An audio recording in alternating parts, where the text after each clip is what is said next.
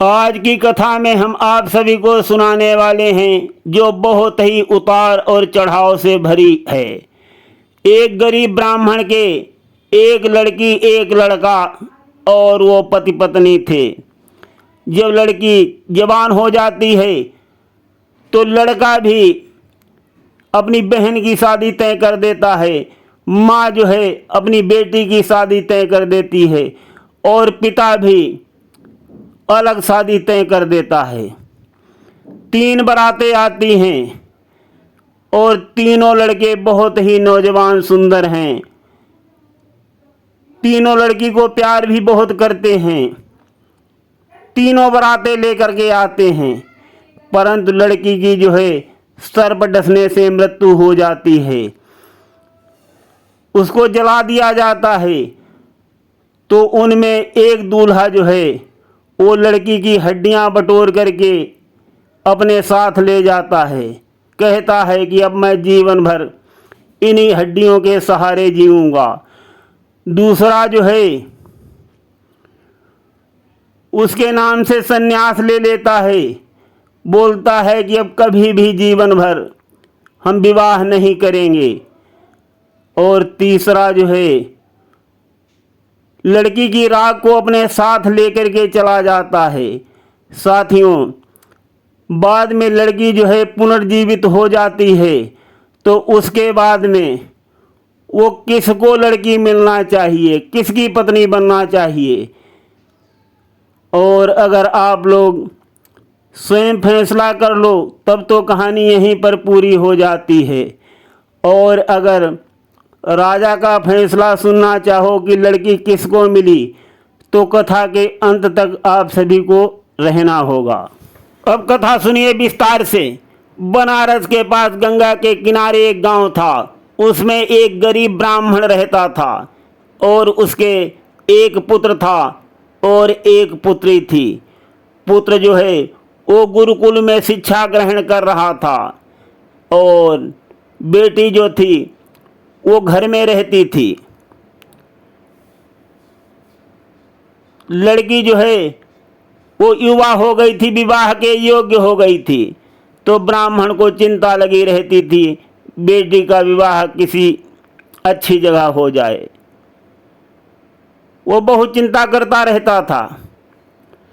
तो एक दिन क्या हुआ, ब्राह्मण कहीं अपने यजमान के यहाँ गया तो उसने वहाँ एक बहुत सुंदर सुयोग्य अपनी लड़की के योग्य लड़के को देखा।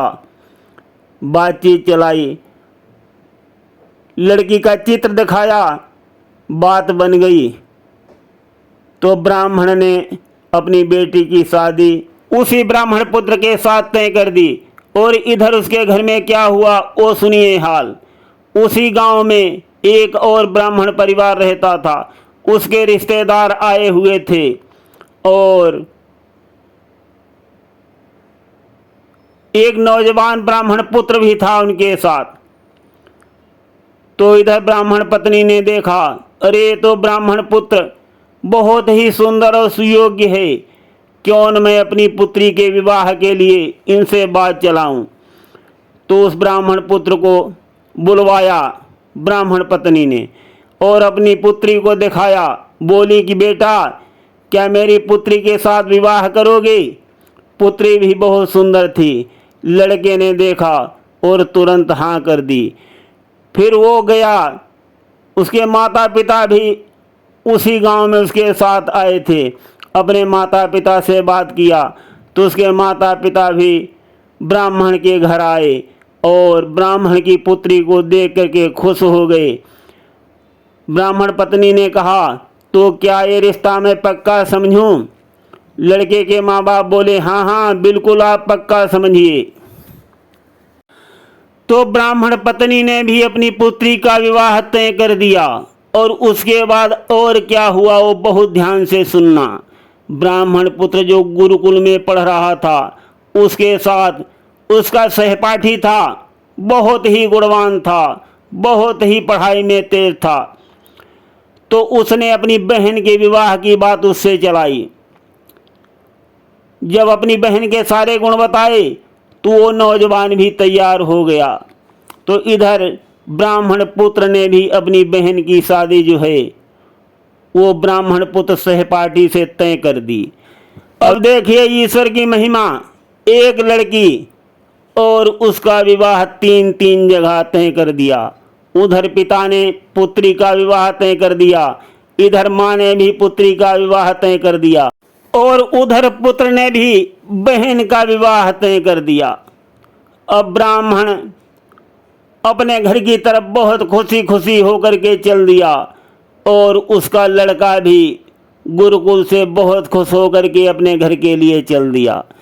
दोनों घर एक साथ बहुत खुशी मुद्रा में पहुँचे और यहाँ ब्राह्मण की पत्नी जो है वो भी घर में बहुत प्रसन्न मुद्रा में बैठी हुई हैं।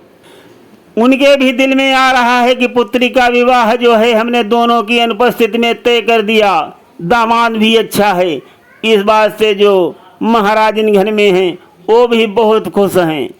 और ब्राह्मण देव जैसे ही अपने घर में घुसे, उन्होंने अपनी पत्नी की ओर देखा, सोचा कि आज तक तो मैंने इसे कभी इतना खुश नहीं देखा है। बोले भाग्यवान, आज बहुत ही खुश नजर आ रही हो, क्या बात है?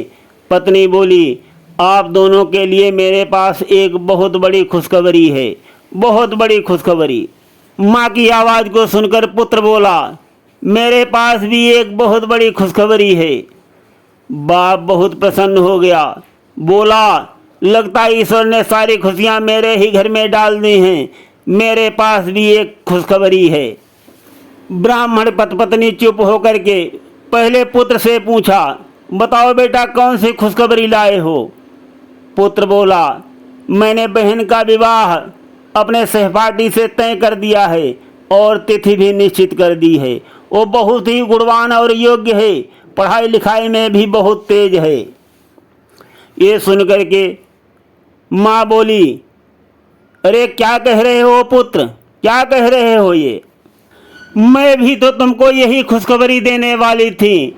मैंने भी पुत्री का विवाह जो है यज्ञदत्त से तय कर दिया है, वो भी बहुत होनहार और गुणवान है, तिथि भी निश्चित कर दी है। ये सुनकर के ब्राह्मण बोले, मैंने भी पुत्री का विवाह जो है वो तय कर दिया है, तिथि और तारीख भी तय कर दी है और पुत्री का विवाह जो होगा अब उसी लड़के के साथ होगा और कहीं नहीं होगा। अब माँ कह रही है, जो मैंने लड़का देखा है उसी के साथ पुत्री का विवाह होगा, और पुत्र कह रहा है कि मेरी बहन का विवाह तो उसी लड़के से होगा। मैंने उसको अपना वचन दिया है, अब वचन को मैं पलट नहीं सकता, कैसे मुंह दिखाऊंगा? माता बोली, वचन तो मैंने भी दिया है और मैं क्या करूंगी? ये सुनकर पिता बोल उठा, अरे वचन तो मैंने भी दिया है, क्या हमारी इज्जत रह जाएगी? इस प्रकार से बहस हो रही और अंत में ये तय हुआ कि जिसकी तिथि जो है पहले आ जाएगी उसी लड़के के साथ बेटी सुशीला का विवाह कर दिया जाएगा और बाकी दो लोगों से हाथ जोड़ लिया जाएगा कि विवाह जो है वो पहले हो गया, माफ़ करो। संयोग बस जब लगन की लिस्ट खोली गई तब तीनों लिस्टें एक तिथि में और एक दिन की ही निकली। अब समस्या बहुत जटिल हो गई, बहुत जटिल हो गई समस्या, और शादी के दिन जो है वो निकट आ रहे थे। एक दिन पहले ये तय किया गया कि सुशीला उन तीनों में से जिसको भी चाहेगी माला उसी के गले में डाल देगी और वो अपने आप अपना पति चुन लेगी। इससे उत्तम उपाय और कोई नहीं हो सकता। विवाह का दिन और तारीख तो निश्चित था ही, तो तीनों ब्राह्मण पुत्र अपनी अपनी बरातें सजा करके ब्राह्मण के घर पर ले आए। जब देखा जब तीन बरातें एक साथ आ गई हैं तो ब्राह्मण के पक्ष के लोगों ने बरातियों से कहा, दूल्हों को तैयार करके लाइन से बिठा दो और पुत्री जिसके गले में जयमाला डालेगी उसी के साथ विवाह होगा। तीनों नौजवान गुणवान और योग्य थे, समझ गए। तो उन नौजवानों के नाम थे यज्ञदत्त, हरिदत्त और देवदत्त। जैसे उनके नाम थे उसी प्रकार से उनके गुण भी थे। तो तीनों नौजवान ये सुन करके तैयार हो करके बैठ गए और सुशीला का इंतजार करने लगे। मन में सोच रहे हैं कि देखो जिसके गले में जयमाला पड़ेगी उसी का विवाह होगा। और घर के अंदर सुशीला जो है वरमाला की तैयारी कर ही रही थी, उसी समय उसको सर्प ने डस लिया। जब सर्प ने डस लिया तो हाहाकार मच गया बारातियों में और गांव में। बड़े दूर दूर से वैद्यगण बुलाए गए, लेकिन कोई फायदा नहीं मिला और कोई भी सुशीला को बचा नहीं सका। और तीनों नौजवान बहुत बेसब्री से जो सुशीला का इंतजार कर रहे थे बहुत दुखी हो गए।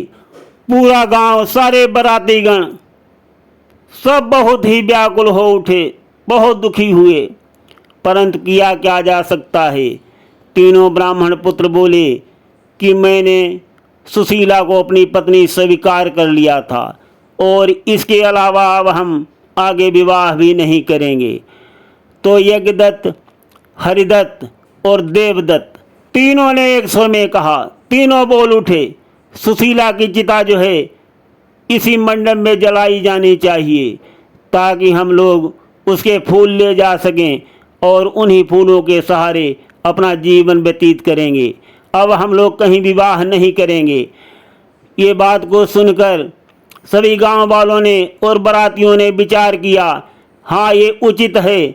तो सुशीला की चिता वहीं जला दी गई। और तो यज्ञदत्त ने क्या किया, सुशीला की हड्डियों को इकट्ठा कर लिया और बोला कि अब हम इन्हीं के सहारे अपना जीवन व्यतीत करेंगे और अपने कब्जे में ले लिया। तो देवदत्त उसके बाद बोला, मैं सन्यासी हो जाऊंगा और मैं कभी भी अपना विवाह अब आगे नहीं करूंगा। और ये कह करके पोथी लेकर के बनारस को शिक्षा लेने चला गया। और हरिदत्त बचे तो उन्होंने सुशीला की जली हुई चिता की राख को उठा लिया और कहा कि अब हम इस राख के सहारे जो है अपना जीवन व्यतीत करेंगे। तो तीनों वहाँ से चले गए। एक हड्डियाँ लेकर के चला गया, एक ने सन्यास ले लिया और तीसरा जो है वो राख लेकर के चला गया, चिता की राख को। बारात भी चली गई और तीनों वहाँ से चले गए अपनी अपनी वेशभूषा बना करके।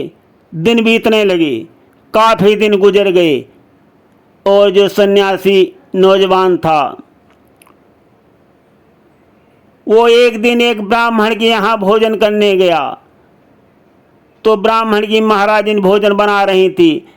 उनका एक छोटा बच्चा था जो बार बार आकर के आग से खेलता था और महाराजन की इसकी तरफ बिल्कुल नज़र भी नहीं थी। और अचानक क्या हुआ, वो जो छोटा बालक अचानक आग में गिर गया और जल गया। बालक जलकर खाक हो गया और माँ ने न तो बचाने का प्रयास किया और न तो उसके मुख से उफ तक निकला। ये देख करके सन्यासी पुत्र जो है वो भयभीत भी हो गया और चौंक पड़ा। सोचने लगा, अरे लोग कितने निर्दयी और निष्ठुर हैं, इनके यहाँ भोजन करना महापाप है। और यही सोच करके उठ करके खड़ा हो गया। महाराजन जो हैं अभी भी खाना बनाने में जुटी हैं, व्यस्त हैं। उन्होंने पहले भी न तो लड़के को बचाने का प्रयास किया और न कोई अफसोस जाहिर किया, खाना बना रही थी। परंतु जब सन्यासी पुत्र चलने लगा तो उन्होंने अपने ब्राह्मण देव को इशारा किया और कहा कि पूछो ये क्यों जा रहे हैं। तब ब्राह्मण देव आ गए और कहने लगे सन्यासी पुत्र से, अरे क्या हो गया, मुस्करा करके। तब उन्होंने सारी घटना बताया। तो ब्राह्मण देव कहने लगे, अरे अरे उसकी आप क्यों चिंता करते हो, वो तो अभी जल गया है और अभी हम उसको जीवित कर लेंगे, अभी वो आपके साथ खाना खाएगा। तब वो अचंभे में पड़ गए, चौंक गए, बोले कि कैसे जीवित कर लोगे? ब्राह्मण देव बोले कि हमारे पास विद्या ऐसी है, वो पोथी रखी हुई है, अभी हम पोथी से एक मंत्र पढ़ेंगे और ये बालक जो है जीवित होकर के खड़ा हो जाएगा, खेलने लगेगा, उसमें कौन सी बड़ी बात हो गई। ये बात सुनकर सन्यासी पुत्र कहने लगा कि पहले उस बालक को जीवित कर लो, उसी के बाद मैं भोजन करूँगा। तो ब्राह्मण देव बोले, अरे राख को तो ठंडा होने दो। जब राख ठंडी हो गई, राख को इकट्ठा किया, ब्राह्मण देव पोथी को लेकर के आए और जैसे ही पढ़ा वो बालक जो है खिलखिला करके उठकर खड़ा हो गया और खेलने लगा। ये देख करके सन्यासी पुत्र जो है वो चकित रह गया, सोचने लगा, अरे ये तो विद्या बहुत काम की चीज़ है, और अगर ये विद्या कहीं पहले होती तो कहीं सुशीला नहीं मरती, वो आज जीवित होती। बालक खेलने लगा तो सन्यासी युवक ने बहुत चाव से भोजन किया उनके घर में। भोजन ग्रहण करने के बाद उसके मन में यही विचार आने लगे, अगर ये कहीं संजीवनी विद्या वाली पोथी उसके हाथ लग जाए तो सुशीला अब भी जिंदा हो सकती है। और इन्हीं विचारों में खो गया। वो अभी सोच ही रहा था, इतने में ब्राह्मण देव बोले कि महाराज, आप अब थके हुए मालूम पड़ रहे हो, तो रात्रि में यहीं विश्राम कर लो।